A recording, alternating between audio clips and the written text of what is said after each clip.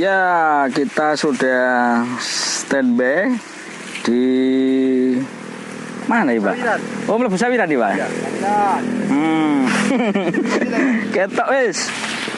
Mlebu Sawiran. Waduh, suara di benakno. Aduh. Nah, sip. Sampeyan pindah rene anu. Napa nih? Iki kebang tebu anu mau tebu lho. Oh iya, ketenggor tebu iki. Nah, sip, Pak. Sip. Wah, itu pul. Boleh ngen sing enak, Pak.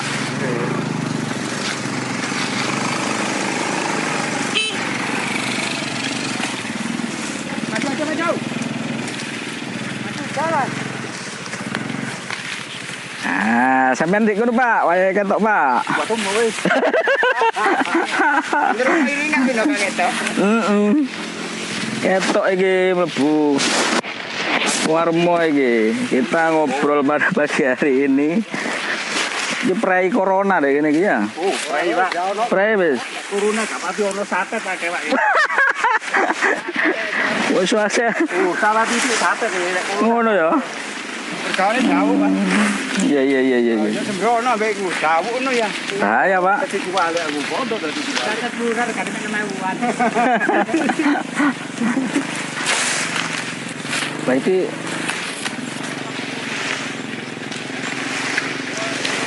Kak ketenggor aku, Pak ya? Boten. Nah.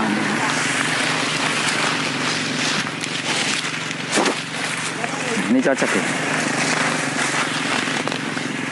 Ya, selamat pagi. Saat ini saya sedang berada di Sawiran ini bareng dulur-dulur sing lagi nebang tebu di Sawiran.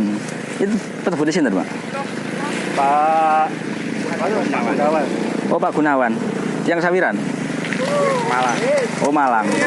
Aduh. Wah. Iya, dan pada pagi hari ini kita mau ngobrol-ngobrol juga nih. Sinyalnya lumayan nih, sinyalnya 4G gitu, Pak nih. Nah, ini di kawasan Nongko Jajar ya.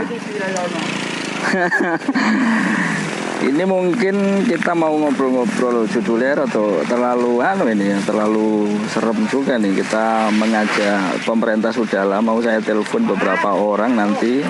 Mudah-mudahan sinyal dan koneksinya juga bagus. Jadi kita bisa ngobrol-ngobrol juga. Lebokno WA aku no grup Warmo siap. Terima kasih.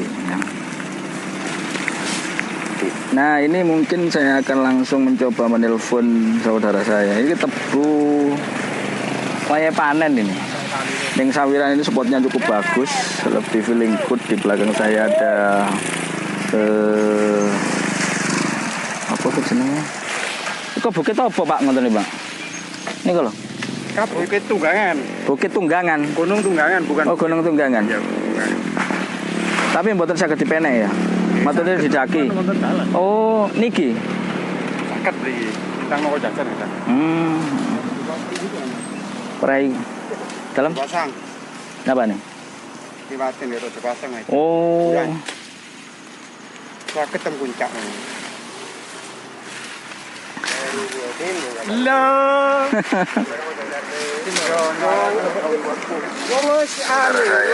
Oke, ya, saya akan mencoba menghubungi teman redaksi Pak At. Mudah-mudahan ini langsung bisa. Kita akan ngobrol juga dengan tema kita pada pagi hari ini, yaitu sudahlah, pemerintah menyerahlah begitu. Kira tuh repot gitu, soalnya aku mau mlebu ning kawasannya bola-bola. Halo, selamat pagi, Pak. Halo, selamat pagi. Iya, pagi, Pak. Pak, ini kan saya wis ono deh tempat yang benar ini kayaknya. Dek kene gak ono corona wajar ini santet tak kayak gini.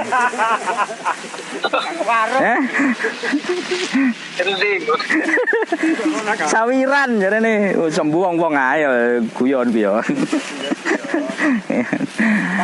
Ini Pasuruan. Nah, kawasan ini mungkin saya sama para petani tebu ya, lagi babat tebu, Pak.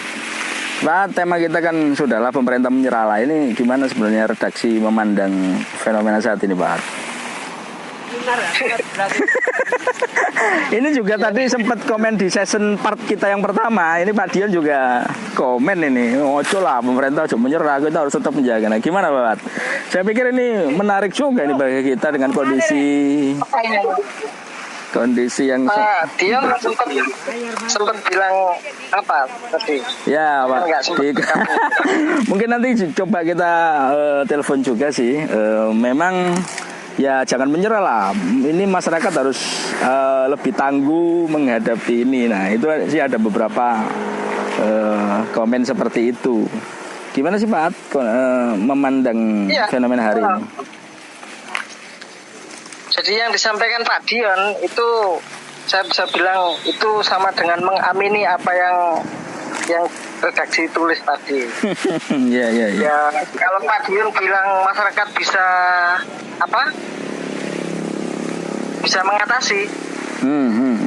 Bisa dengan physical.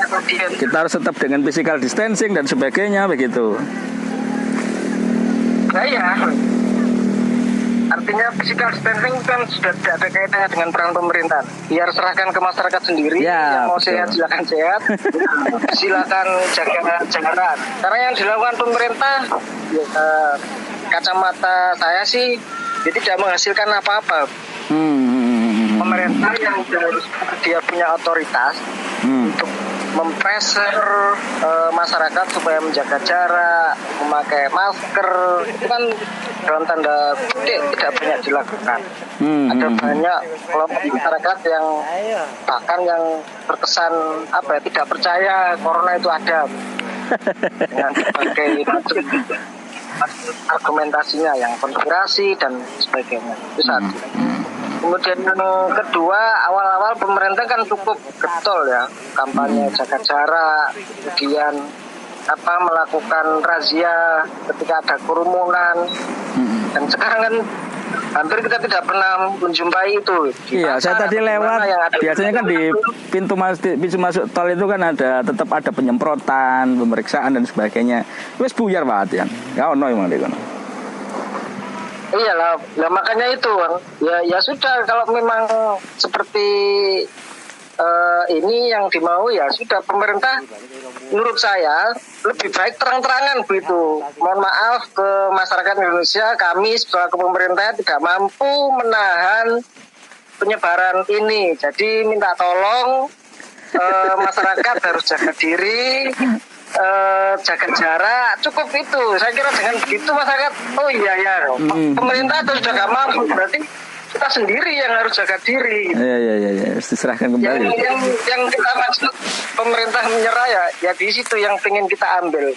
Jadi ketika pemerintah sudah tidak mengatasi, ya mau nggak mau masyarakat sendiri yang harus benar-benar disiplin. Terus itu pemerintah yang punya power, yang punya otoritas juga tidak banyak digunakan itu kan. Ya artinya begini kemudian apakah ini juga tidak kita menganggap kita mengajak pemerintah wis lah ngaku, kemudian uang yang direfocusing itu wis balik noae gitu, seperti itu ya, dikembalikan ada pada proses pembangunan yang lain. Masa ini ngono? Ya itu kan soal kedua lah. Artinya yang kita tulis narasinya lebih pada persoalan bagaimana penanganan mengendalikan penyebaran itu. Belum ngomong soal duit yang kadung di refocusing itu. Sehingga semuanya macet hari ini. Mungkin sebagian ada yang menganggap bahwa itu kita pesimis nih.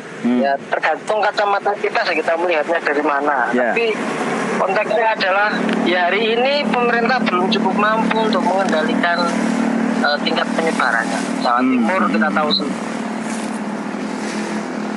Ya. Dan Kabupaten Pak. Nah, kemarin kita juga sempat Pasuruan juga. Ini kan saya kan melihatnya ini adalah imbas dari kampanye berdamai, kampanye new normal. Padahal yang patut dicatat, kita belum pada tahap untuk new normal. Dari sisi persyaratan kita belum memenuhi.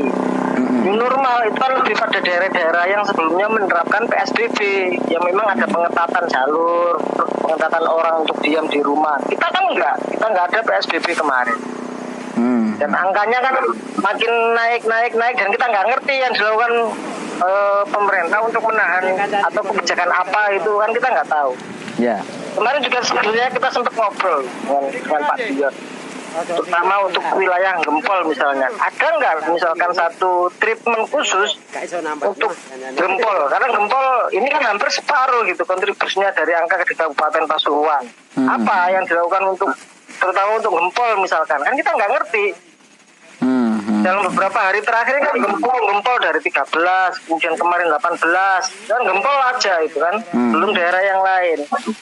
Harusnya kalau energi itu kan harus difokuskan di sana. Gempol ini yang perlu perhatian khusus. Kalau mungkin sebentar lagi akan jadi zona hitam, bukan lagi merah. Kalau pemerintah sudah merasa nggak sanggup, ya kembalikan ke kami. Kalau sudah mengembalikan ya menyerah, biar kita yang masyarakat yang memutuskan nasibnya sendiri. Yang sakit, yang mau meremehkan ya konsekuensinya kan masuk rumah sakit gitu aja kan akhirnya. Ya. Dan ini juga salah satu bagian di belakang saya, Pak. Artinya ini masyarakat yang di desa, masyarakat yang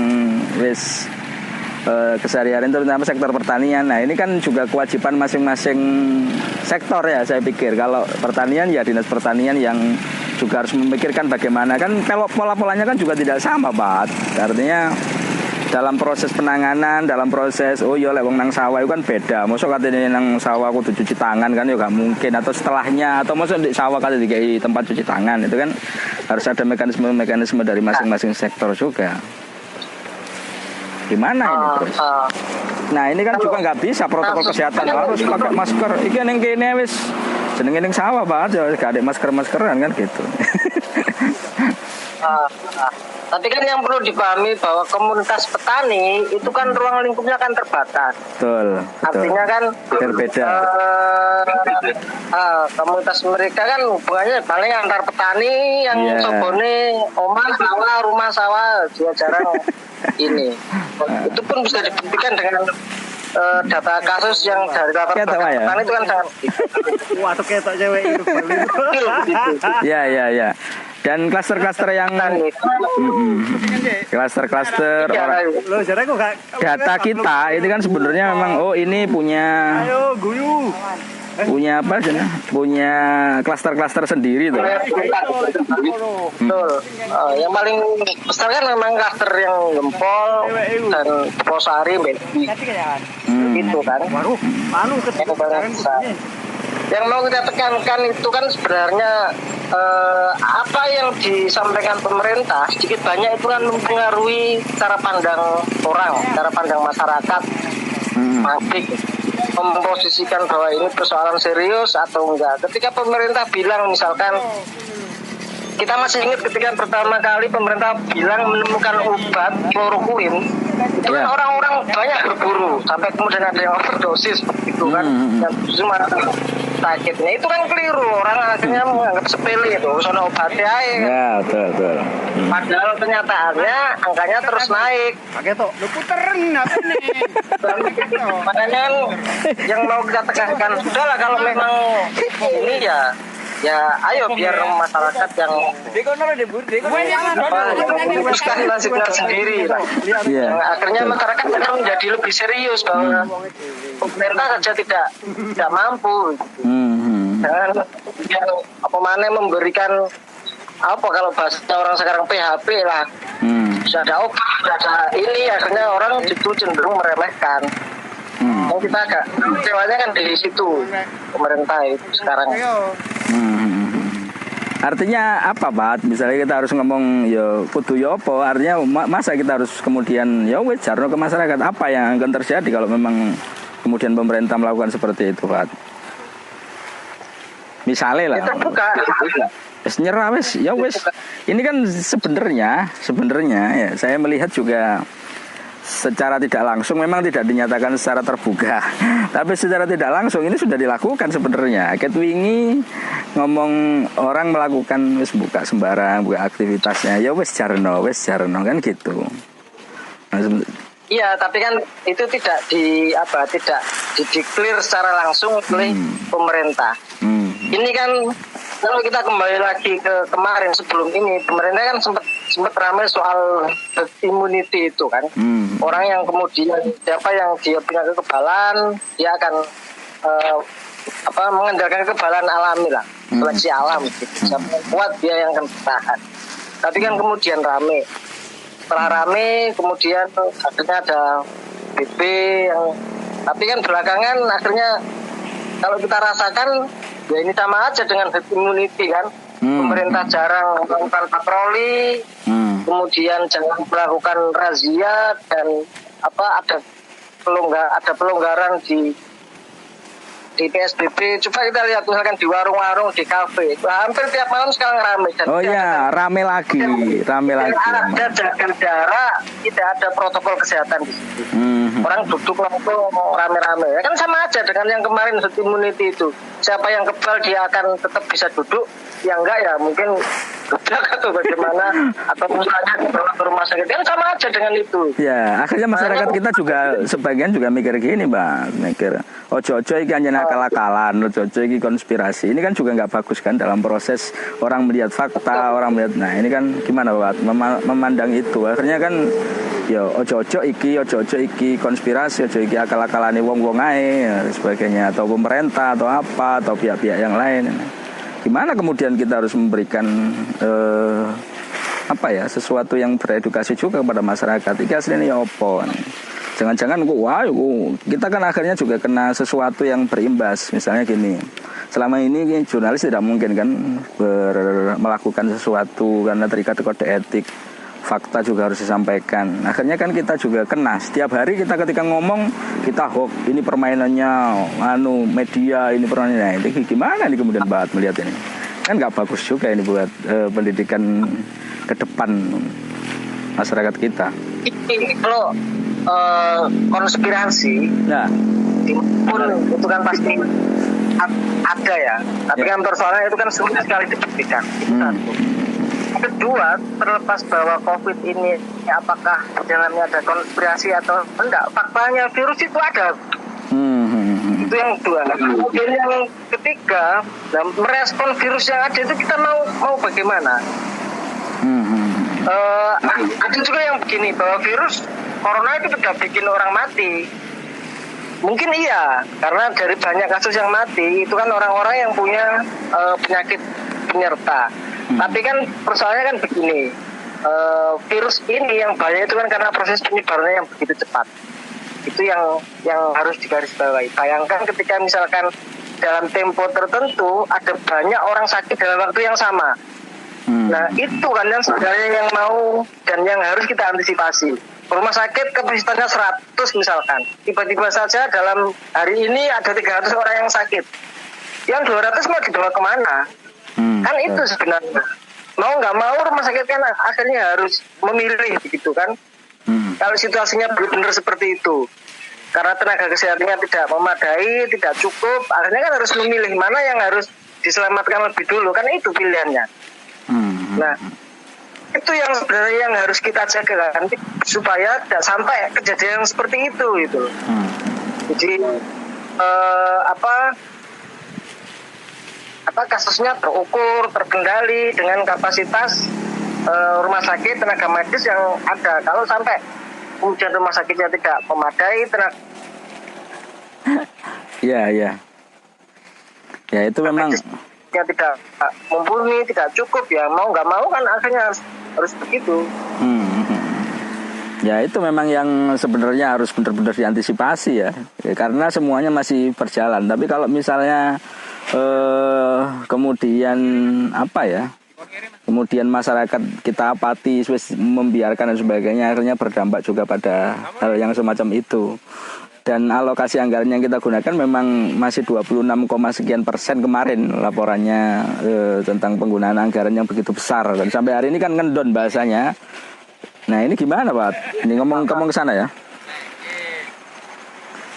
Makanya hari ini kan ada rapat pansus ya.